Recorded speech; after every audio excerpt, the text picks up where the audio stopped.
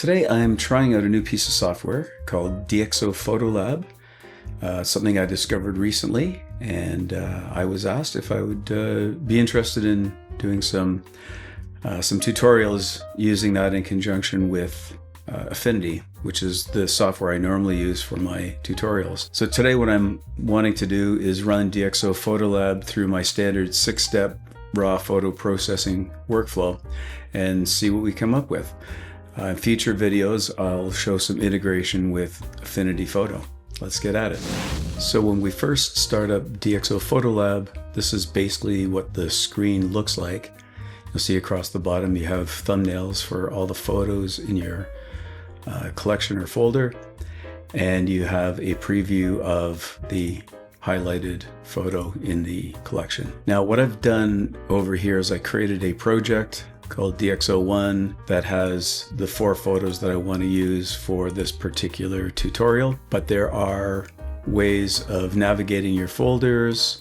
You can set favorite folders, etc. And if you've done searches, they'll show up in the recent searches. We won't get into that today, but from an interface perspective, this is what you start with. Whatever photo you have selected, you'll see over on the right-hand side, you've got the histogram, you've got the metadata coming from the camera, and then you have the IPTC metadata where you can add your own information. So this is the photo library section. There's a lot you can do here as far as culling and sorting and rating, etc. Again, we won't get into those capabilities today because we want to run this through the raw processing workflow. So you can either double click an image or select the Customize tab. Either one will take you into the Customize workspace. So we'll double click that first one, and as you can see, we're in Customize. We've got our histogram over here. We have our thumbnail here.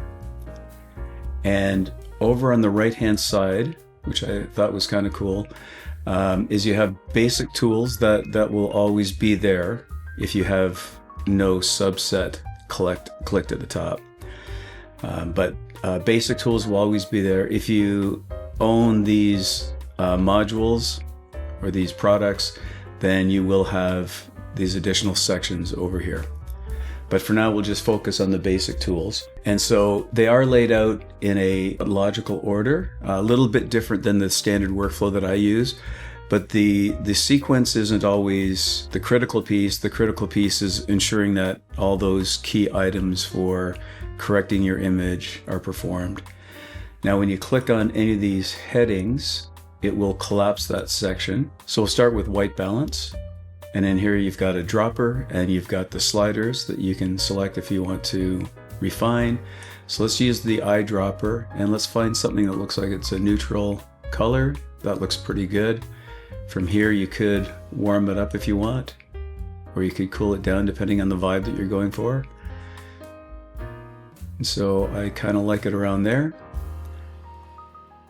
And then we're going to move on to exposure, although it is fairly well balanced, but it seems we have a bit of a pile of pixels in this section here, so maybe we want to bring those up. Something else to point out when you're in these modules is when you start moving one of the sliders, it'll activate that module. So whatever kind of view that you're looking at, again, I usually try and balance it between the blacks and the whites, or the shadows and the highlights. From here, you can adjust it even further with the selective tone. And if we want to bring those highlights down a little bit to bring it away from the right-hand side, but then bring the midtones up a bit, then we can get the look that you're shooting for. And here we do have a bit of a gap. The contrast isn't too bad though, but I usually try and bring that down. So any of the blacks that are in the image, you do get nice crisp blacks. So that is the exposure piece of it. There's some other items in here that aren't necessarily part of the standard workflow that I would usually use, but they are items that I would use if needed. The DxO Smart Lighting really does an exposure optimization. And in this image, it's fairly well balanced, so you won't see much of a difference when you select that. But if you, say, have an image where the subject is backlit and you want to be able to bring up the subject a bit more, the smart lighting will help with that. Clear view does more or less a local contrast type of an adjustment, and then you can dial in however much you want there. I kind of like that. So cropping and straightening, I probably won't do anything here on this image, but just to show you how the crop works here, there is a crop tool that you can select. And then once that's selected, you can either use these bars to make the adjustments, or you can actually create the crop that you want if that's what you're looking for. Once you're done, you can press close, or we can go back into crop, select that and do a reset. Takes us back to where we were. So the crop by default is fine, so I'm not going to touch that. We'll hit close to close out of the crop dialog. And then from here, we have the ability to add local adjustments. So if you're wanting to do any dodging and burning on the creative side of things, and you've got watermarking if you want to add an image or a text watermark to your image. Again, not part of the standard workflow.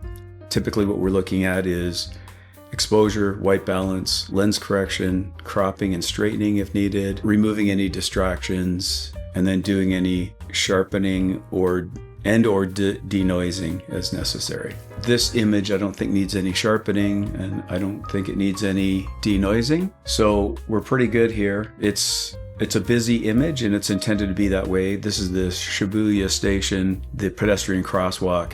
From here, lens correction does not show up in this particular set of basic tools. So we would go into the geometry tab, and in here there is a distortion setting, and as you can see, it's already enabled on this particular image. I have it set up to automatically apply the lens corrections when you load the image in. The one thing that will happen is when you load an image for a particular camera and lens combination that you have not yet used, a dialog will come up asking if you want to download the profile for that camera and lens combination, and then you can click to download, and then it'll do the corrections for you automatically. If you haven't set it up to automatically turn on the lens correction, then you just have to come in here and click this button. It'll enable it, it'll recognize the lens, and it'll bring that in. If you have a lens camera combination it doesn't recognize, then there is a manual setting where you can go in and make the adjustments. To recap, the lens correction is in the geometry section. If you want to use these tabs rather than using the basic, then the exposure is in the exposure tab or the light tab. Once you're in the light tab, then there's the exposure settings, as well as those selective tones that we talked about, the DxO clear view, etc. For white balance, that would be in the color section, which is this tab here. And as you can see, white balance is up here. And then the crop and straighten, you would go again to the geometry tab, and in here you can see we have crop, and then we have horizon for straightening. And if we turn that on, it's going to automatically straighten the image based on where it sees the predominant lines within the image. So as you can see, when I turned on horizon, it used the lines of these buildings to set the straightening. And then in the crop, we want to bring this in to make sure that we don't have those black spaces on the edge. Now, what I did discover is if you haven't already done a crop adjustment, when you set horizon on and then you click crop on, it will automatically bring the crop into to the image, so you don't have these black areas on the outside. So let's hit close from here. And then for distraction removal, if there's anything here you wanted to remove, there is the detail tab and the retouch setting. So the retouch setting is down here, and this will give you essentially a repair or clone.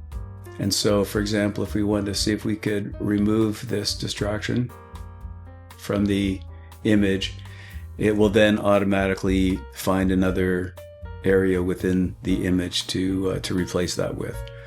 So we're not going to do that. I will undo that adjustment.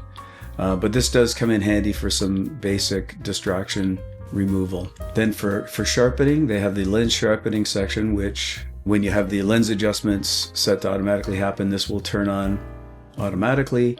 And if you want to increase or decrease the intensity or change the various parameters such as detail and bokeh, but we'll set this back to the default settings. Chromatic aberration also comes on by default. And then if you want to do some denoising, it has some automatic denoising modes. There's a standard mode, the prime 3 mode, and the deep prime XD3. Again, this image doesn't really need denoising, so we will keep that turned off. All right, let's take a look at another image and see what we can do here. So this is one that was taken inside a store, also in Japan on that same trip. Going back to our normal workflow, doing the white balance. These are white, so we'll use that to set our white balance. This image is a little cooler than the previous one. And then we have our exposure, which I think is pretty good in this, but we'll bring it up a little bit here. And then we'll just do some adjusting here so we're not unnecessarily blowing out any highlights. I think that looks pretty good. And then from here, we'll go down to contrast if we need to bring in any contrast. And I'd like this one to be a little bit more contrasty than normal, because I would probably target this to be a black and white, more of a creative black and white fine art kind of, geometric shape type of an image. And as far as straightening and cropping goes, I would leave this particular one alone. Sharpening is not necessarily required for this. But on the creative side, under the color section, you have this color black and white rendering. So we could use that. And in here, you can select different profiles. And then if you want to do black and white, this again gives you various options like black and white film. And there's a number of different film stock emulations that you can select in here. Something like the Kodak T-Max 400 is a popular one, or the Ilford HP5. I kind of like the look of that one. So there's so many possibilities that you can play around with in this software. To be quite honest, I've been blown away with all the capabilities on the creative side, and it isn't a huge stretch in learning how to use these if you've used other photo editors. As a matter of fact, this is probably my third day using PhotoLab. Definitely when it comes to the basic edits, pretty straightforward. And then when it comes to some of the creative stuff, it doesn't take a lot to figure them out. It's fairly intuitive the way the screens are laid out. Once you get accustomed to the different items that are within each of the tabs or in the basic tab, before long you can be motoring along nicely. All right, I want to take a look at this image. This was taken in early spring, clearly at the beach, but it was only like maybe 10 degrees Celsius tops. It was pretty chilly, and the water was pretty cold. If you double tap to zoom in, you can see people are wearing wetsuits. You don't see anybody there in their swimming trunks swimming.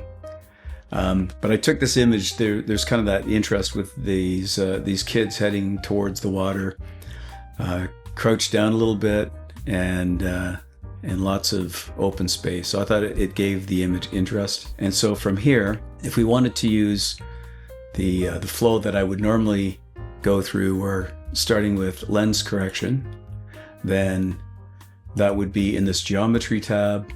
If I wanted to straighten the horizon, which it did a little bit of straightening, and then I want to hit crop so that it crops it in so we don't have those black spaces. You can't see much of them on here because it didn't adjust it too much. And then we move to exposure, which is in the light tab. Bring up the exposure a little bit. There's definitely a lot of lighter colors in this particular image. So there's, with all the different people, and the subject here really takes up a very small part of the overall image. And in here, I would probably also want to do some white balance. So we'll go to the color tab and we'll open up the white balance here, and we'll pick it from the sky because clouds are white. But depending on how your camera is doing, it's white balance. It may cool the image down a bit from the blue in the sky, and selecting the clouds may give it a little bit of warmth, but I may want just even a bit more warmth in this particular image. All right, give it that kind of a nostalgic look. And then after white balance, we've got the crop and the straighten, which we actually already did because it was in the same area as the lens correction. And then the distraction removal, I wouldn't do anything with this particular image. And then sharpening, I'll leave it as it is. And if you're interested in enhancing any specific colors, there is an HSL section here where you can, adjust the saturation, vibrance, luminance, etc. And then lastly, let's move to this image. And this one, probably do want to warm it up. It is fairly well balanced from a histogram standpoint. So we'll leave the exposure as it is. I may do some tweaking on it, but let's get the white balance. And by the way, many of these things like the crop tool, the white balance picker tool, the horizon tool, perspective tools, you can click these up here without actually having to go into the various modules. So let's click that up here, and we'll select white from this boat as an example. And that looks a lot better. We'll go back to the hand tool. And if we want to adjust the horizon, we can click that. It doesn't look like it did anything. So we will close that off. What else would I want to do with this image? I may want to darken this area in here. Right now, this is getting into some dodging and burning type of topics.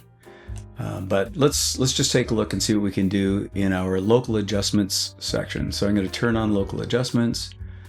I'm going to grab the linear gradient tool, and I'm going to bring this up like that. And I'm going to bring the exposure for that down a little bit to de-emphasize that part of the screen so the eyes aren't necessarily being drawn to that area.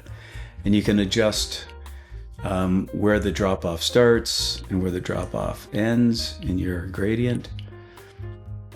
And when you hover over the main, not sure what you call that, indicator of that adjustment, you'll see it brings the mask in so you can see exactly where that mask is. And then if we wanted to leverage some of the AI tools that it has in here, you can click on the AI masking and then select whatever you want to select, like sky, for example. It takes a few minutes detecting the sky. And then once the sky is detected, perhaps we want to bring the highlights down to give it a little bit more contrast in the sky. And then maybe give it some of this clear view to bring out the clouds a little bit. Make that sky look a little bit more dramatic.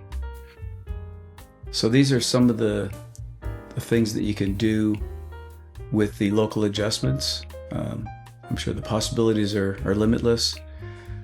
You can actually select specific objects using add an area, and say we want to select that particular, not sure what that is, but select that thing and darken it up so it's less obvious, or lighten it up so it blends in more with the surroundings.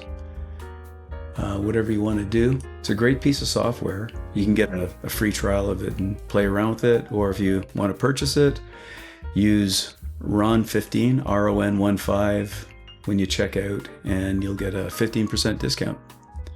All right, thank you for watching, and we'll see you in the next video.